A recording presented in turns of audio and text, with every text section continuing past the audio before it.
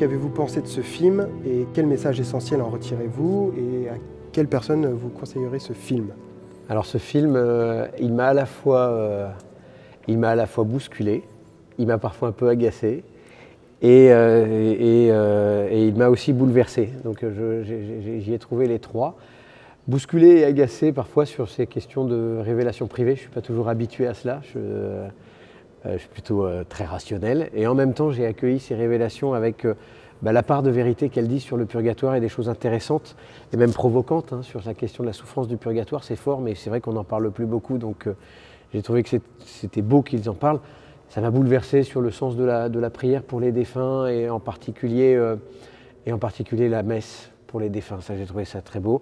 Et puis je trouve que fondamentalement c'est un film qui parle du purgatoire, donc ça m'a profondément touché. Je trouve que c'est un beau film et je le conseille à tous les chrétiens et même aux non-chrétiens qui se posent la question de la vie après la mort et de la question de que deviennent ceux que j'aime, pour comprendre que ce lien est toujours vivant et qu'on peut encore faire du bien à nos défunts. Je le conseille à tous. Alors Don Paul, vous évoquiez le fait que les fins dernières n'étaient pas vues de la même façon sur différents territoires. Est-ce que vous pourriez nous expliquer pourquoi? Oui, parce qu'on nous voit, nous à Montligeon, on a des groupes de prière partout dans le monde.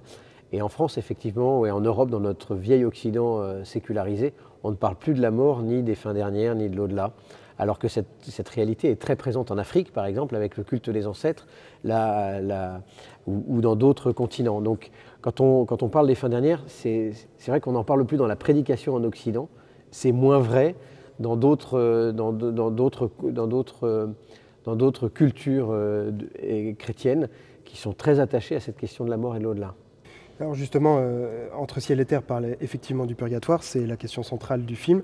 Pourquoi ce thème des fins dernières est-il si peu souvent abordé dans l'Église?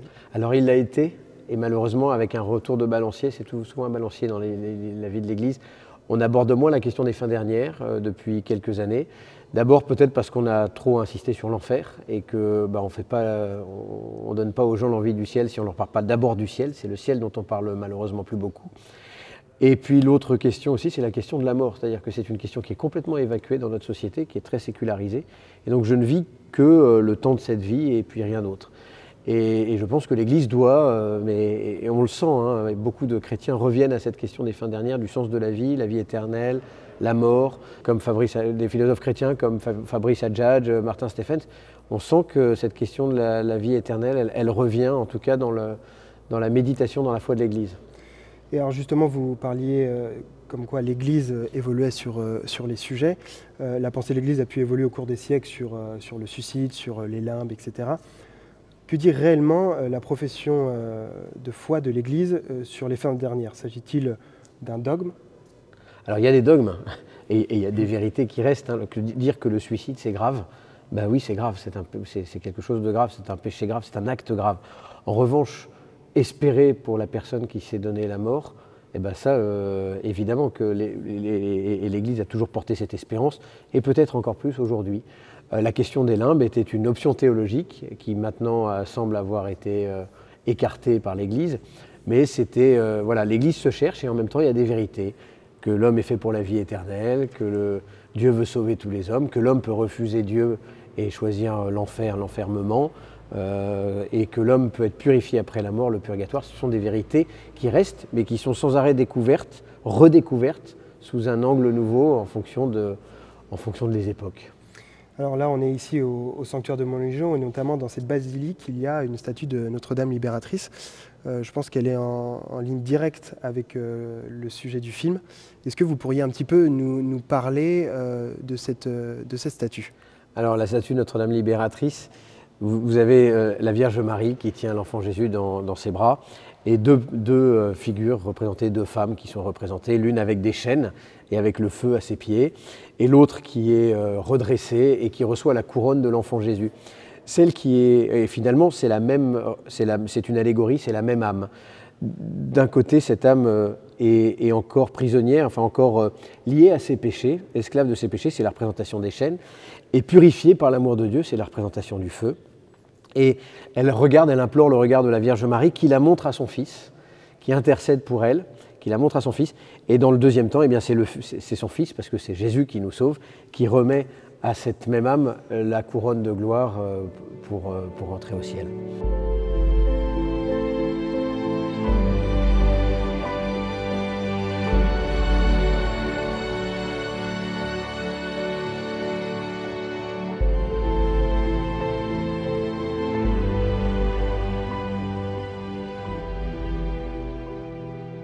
comment cette doctrine du purgatoire, on va rentrer vraiment dans le vif du sujet, a-t-elle été élaborée? Sur quel texte biblique repose-t-elle? Souvent on nous fait ce reproche-là, qu'elle n'est pas citée explicitement dans l'Évangile.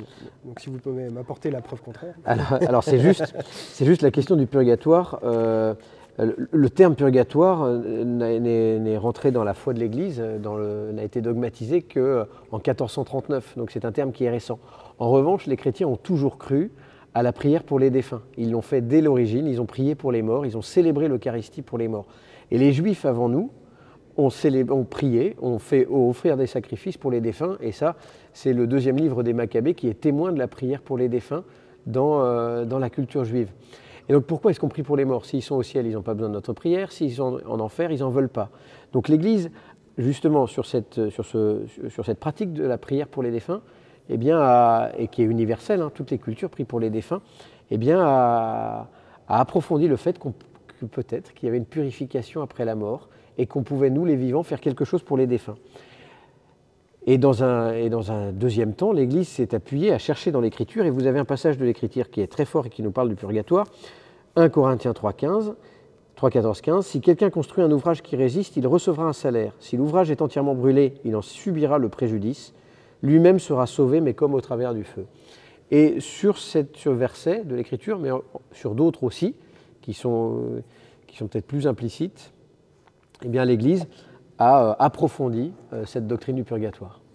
Et que répondez-vous notamment aux évangéliques et certains protestants qui estiment que le purgatoire est pure invention humaine?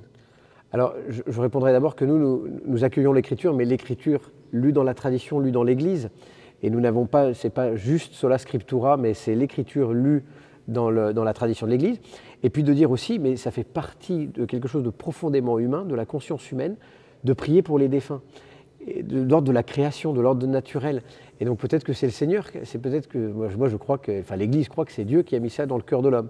Et puis ensuite, il y a aussi cet argument de dire, bien sûr c'est Jésus qui sauve, et là on est vraiment d'accord avec nos frères évangéliques, il n'y a que le Christ qui sauve. Mais peut-être qu'il y a une place aussi pour l'intercession de l'Église, pour les vivants et pour les défunts. Et c'est croire à cette intercession de l'Église. L'Église qui se tourne vers le Seigneur et qui dit « Seigneur, sauve-les, accueille-les dans ton royaume ». Les textes des mystiques corroborent-ils cette doctrine? Notamment dans le film, on voit qu'on évoque beaucoup Padre Pio, Fulaorac et puis Sainte Faustine. Alors oui, il y a surtout, alors, il y en a une dont je vais vous parler qui n'apparaît pas dans le film, c'est Sainte Catherine de Gênes, qui est le docteur du purgatoire, qui est une grande femme, une laïque du XVIe siècle, 15e, 16e siècle, et qui, à partir de l'expérience spirituelle ici-bas, dans la purification, finalement, a écrit une doctrine sur le purgatoire. Et beaucoup d'autres mystiques, des saints, Saint Jean de la Croix, ont apporté, justement, ont découvert déjà dans les purifications d'ici-bas, quelque chose de la purification du purgatoire. Ensuite, les mystiques comme Sœur Faustine, Sainte Faustine Kowalska, nous apportent un autre éclairage sur le purgatoire, notamment l'urgence de prier, la nécessité de prier pour les défunts, Saint Padre Pio dans son expérience humaine. Donc chacun apporte un regard complémentaire sur la doctrine du purgatoire. Le purgatoire est souvent représenté sous la forme d'un feu purificateur. Comment le distinguer de l'enfer? Alors le feu, c'est une image bien sûr, parce que c'est une réalité spirituelle.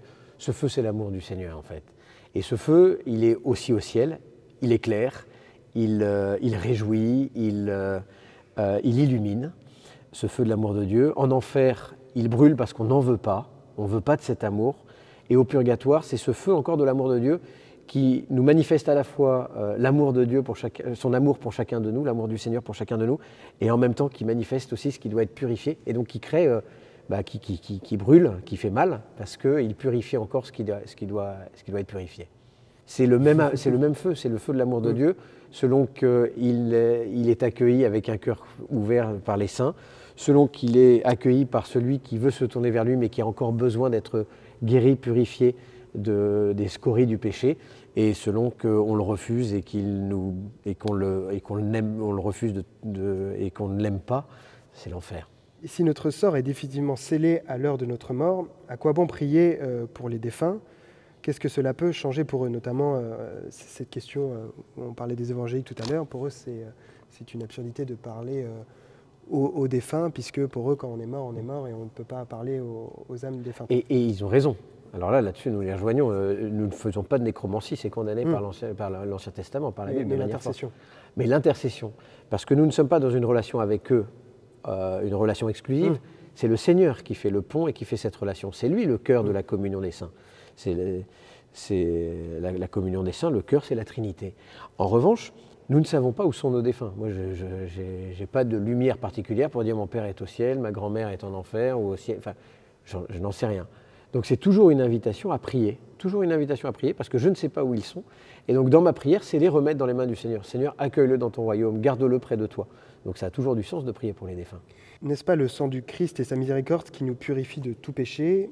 Qu'est-ce que notre prière et nos offrandes peuvent-elles bien leur apporter de plus? C'est une question qu'on se pose, sur laquelle on n'est pas toujours d'accord avec les évangéliques.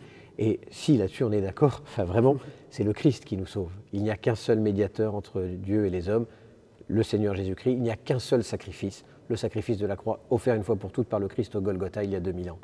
En revanche, nous croyons que nous pouvons nous joindre à ce sacrifice. Nous pouvons l'offrir nous aussi par notre baptême. Nous sommes prêtres, prophètes et rois, prêtres. Nous pouvons offrir avec le Christ ce sacrifice qu'il offre à son Père. Et donc nous pouvons entrer dans son offrande, nous offrir avec lui, comme l'invite saint Paul, et aussi offrir son offrande au Père. Seigneur, accueille le sacrifice de ton Fils pour nos défunts, pour les vivants, pour le monde. Que peut-on faire concrètement pour nos défunts?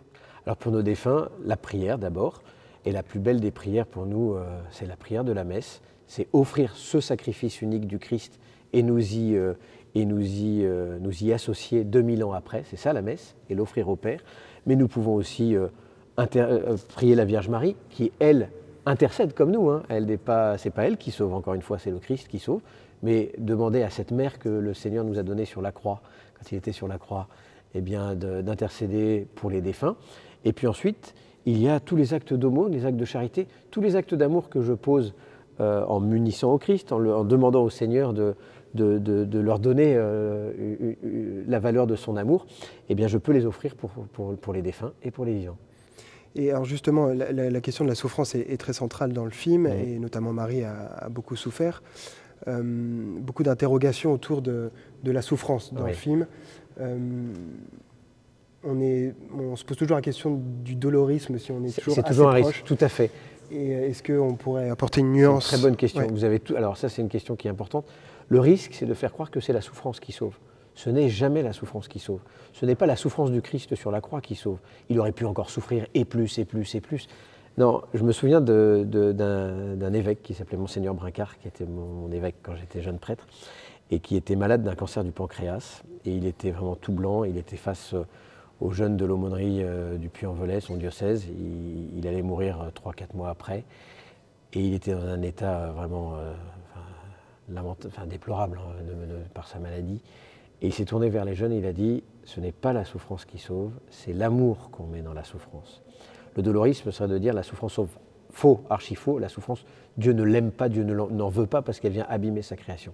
En revanche, dans cette souffrance que Dieu ne veut pas, mais qui a marqué le monde de manière mystérieuse par le péché originel, eh bien nous pouvons aimer. Et nous pouvons toujours aimer malgré la souffrance. Et ça a une valeur inouïe. Donc le purgatoire, nous le vivons un petit peu sur Terre, par un petit peu de souffrance, et le purgatoire également, et parfois beaucoup. Le purgatoire, si c'est un lieu de purification, nous pouvons également nous purifier sur Terre par une acceptation de notre propre souffrance. Tout à fait. Et en fait, on le voit dans la maladie ou dans la vieillesse. Moi, je l'ai vu en accompagnant des personnes qui se préparaient à mourir ou qui vieillissaient. Le fait de continuer d'aimer dans des états parfois très douloureux ou très dépendants, eh bien, je pense qu'elles vivaient déjà leur purgatoire sur la Terre.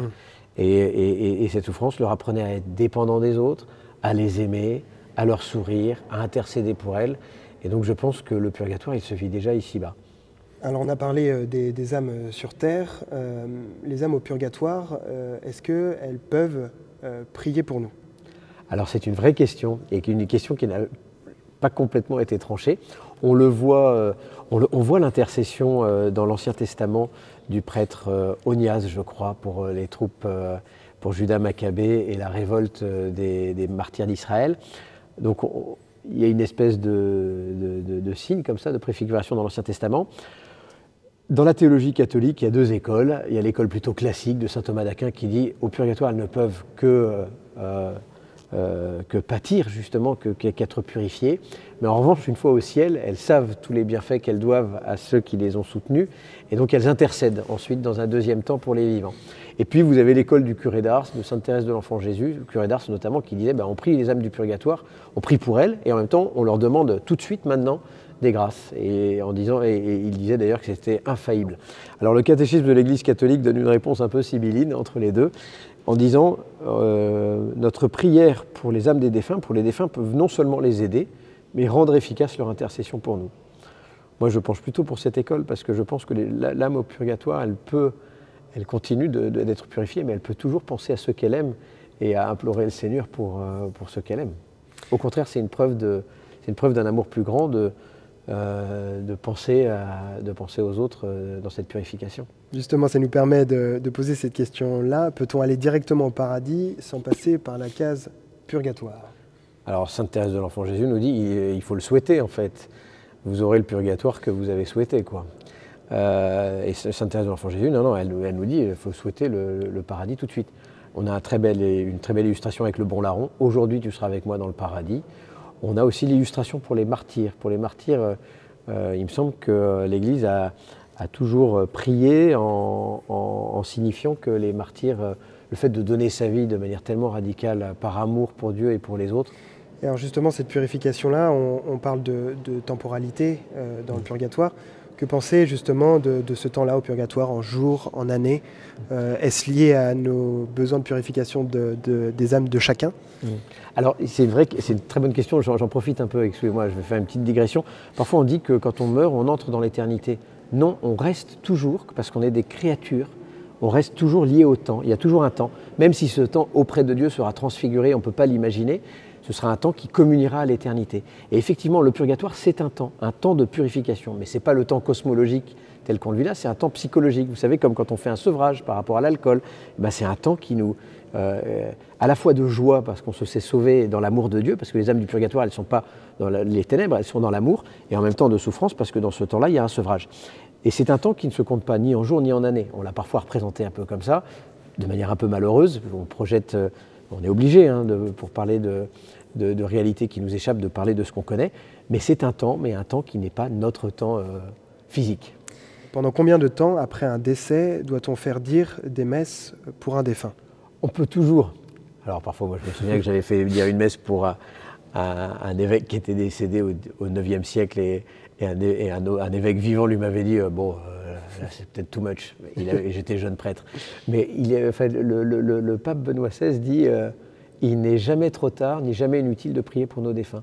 Donc si tout d'un coup je pense à une personne que j'ai aimée et qui est morte il y a 40 ans, où je suis fâché, où je suis triste, pourquoi pas? Alors je peux d'abord prier pour elle, la confier au Seigneur, mais je peux toujours offrir une messe.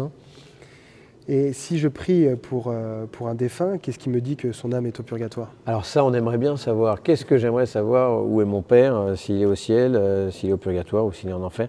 Ça ne m'appartient pas. Ça n'appartient qu'à lui et qu'au Seigneur. C'est dans leur relation que ça se joue. Et moi, tout ce que je peux faire, c'est dire au Seigneur, accueille-le. Vous voyez, nous, on ne sait pas où ils sont. Alors parfois, il y a des révélations privées, merci Seigneur, ça peut arriver. C'est arrivé à Saint Jean Bosco. Mais c'est pas le cas. Nous sommes invités à vivre dans l'espérance, c'est-à-dire toujours nous remettre au Seigneur, toujours ne jamais fermer notre relation sur nous-mêmes et notre défunt, mais Seigneur, prends-le dans tes bras, accueille-le dans ton royaume. Alors là, on arrive sur des questions un peu plus graves. Qu'en est-il des enfants morts sans baptême? Alors c'est une question qu'on nous pose souvent ici au Sanctuaire de Montlégion, parce ici on a une chapelle très émouvante de la Vierge des tout-petits défunts, où beaucoup de mamans viennent confier leurs défunts morts in utero, soit des suites d'un avortement, soit d'une fausse couche. Voilà ce que dit la foi de l'Église. Dieu veut sauver tous les hommes. En plus, il y a cette parole du Christ qui est très forte, qui dit « Laissez les petits-enfants venir à moi, ne les en empêchez pas ». En revanche, on sait aussi que le baptême est de nécessité de salut. Et donc l'Église, forte de ces vérités, nous invite à prier pour ces enfants. voilà, à les recommander à la miséricorde du Seigneur. Et ici, nous avons par exemple une messe une fois par mois, des chapelets aussi, où nous prions pour ces enfants. Seigneur, tu aimes ces enfants, accueille-les dans ton royaume. Et une autre question grave sur la question du suicide, que dit l'Église aujourd'hui à propos des personnes suicidées? Eh bien, l'Église, elle rappelle de manière forte que le suicide, c'est grave. C'est grave parce que c'est un acte qui va profondément contre notre inclination. Et je le rappelle aussi, ça blesse énormément les autres. Voilà, à chaque fois, quand on a une personne qui s'est suicidée dans son entourage, c'est terrible en fait. Il y a une espèce de poison du désespoir. Donc, pour plusieurs raisons, c'est un acte grave. En revanche, l'acte est grave, mais nous pouvons prier pour le pécheur, parce que nous ne savons pas ce qui était dans son cœur. On ne se suicide jamais par plaisir. Souvent, c'est une grande souffrance, une détresse, une dépression. Et l'Église invite à ne jamais désespérer du salut des personnes, mais toujours à les recommander à la miséricorde du Seigneur. Comment distinguer une âme du purgatoire et un esprit mauvais qui se ferait passer pour une âme de défunt? Alors, d'une part, l'esprit mauvais va se manifester en faisant croire régulièrement que c'est le défunt, et il va le faire pour faire entrer dans une espèce de relation d'esclavage, de lien. Je me souviens d'une femme qui cherchait à travers les médiums à rentrer en contact avec les esprits, et qui depuis 7 ans, après la mort de son fils, le cherchait, et finalement elle devenait esclave de cette relation. Nous ne croyons pas à la communication avec les morts, nous croyons à la communion. D'abord parce que la communication avec les morts ne communiquent pas. Ils peuvent parfois se manifester, comme les âmes du purgatoire, par des rêves, dans nos pensées, et puis parfois de manière un peu exceptionnelle, mais jamais de manière malveillante, toujours bienveillante, et toujours en vue de demander des prières et pas pour rentrer dans une relation. Et nous, chrétiens, nous sommes invités à remettre notre défunt au Seigneur et à le confier, et à confier cette âme du purgatoire, à la recommander dans nos prières. Et puis ensuite, l'âme errante, alors il y a ce concept-là des fantômes. L'Église n'a jamais cru aux âmes errantes, soit les défunts sont au ciel, en enfer ou en purgatoire. Et en purgatoire, au ciel, ils peuvent parfois se manifester comme les saints se manifestent, et en purgatoire, de temps en temps, avec une permission divine, de demander les prières des vivants, comme c'est le cas avec Padre Pio. Mais c'est extraordinaire, c'est exceptionnel. 2 dernières questions. Peut-on prier pour les âmes qui sont en enfer? Alors les âmes qui sont en enfer, d'abord on ne sait pas si elles sont en enfer. Même Judas n'a jamais été mis de manière canonique en enfer. Donc il faut toujours prier pour les âmes, toujours. Mais l'âme en enfer, une fois qu'elle est en enfer, elle ne veut pas de notre prière. C'est elle qui n'en veut plus. Elle ne veut pas de l'amour, elle s'est fermée sur elle-même, donc elle se ferme à tout type de relation. Elle s'est isolée, c'est la solitude, l'enfer. Et alors peut-on prêcher sur l'enfer aujourd'hui sans donner l'impression de vouloir faire peur et d'infantiliser les fidèles de la même façon? Est-ce qu'on peut parler du purgatoire sans faire peur Le purgatoire, oui, et l'enfer aussi. Je pense qu'il est urgent de parler de l'enfer. Alors d'abord, il faut parler du ciel, parce que c'est quand même la destination, et on ne fait les choses que par amour. En revanche, parler de l'enfer, on peut le faire, sans terroriser, je pense, mais en parlant de manière responsable et dramatique. Jésus nous dit, avec le jeune homme riche, comme il est difficile pour un riche de rentrer dans le royaume des cieux. Et il le dit plusieurs fois, il est plus facile à un chameau de rentrer dans le trou d'une aiguille qu'à un riche de rentrer dans le royaume des cieux. Donc Jésus nous le dit, pas pour nous faire peur, mais pour nous mettre en face de notre responsabilité. Et oui, il faut en parler, non pas pour nous terrifier ou pour nous terroriser, mais pour nous tourner vers le Seigneur en disant « Seigneur, prends pitié du pauvre pécheur que je suis ». Parce que si nous n'avons pas cette humilité et cette pauvreté face à Dieu, nous ne pourrons pas rentrer dans le royaume des cieux. Et alors, est-ce que vous avez un mot de la fin qui, justement, partirait sur une note d'espérance? Et bien voilà, justement, la grande vertu du chrétien, et je pense en particulier aujourd'hui, et c'est pas pour rien que le pape François a voulu une année 2025 sur l'espérance, et qu'il prêche régulièrement sur l'espérance, la grande vertu du chrétien aujourd'hui, c'est l'espérance. Et il a demandé, Seigneur, donne-moi l'espérance. Et cette espérance, elle est fondée sur quoi? Jésus, sur ta mort et sur ta résurrection, et sur ta promesse.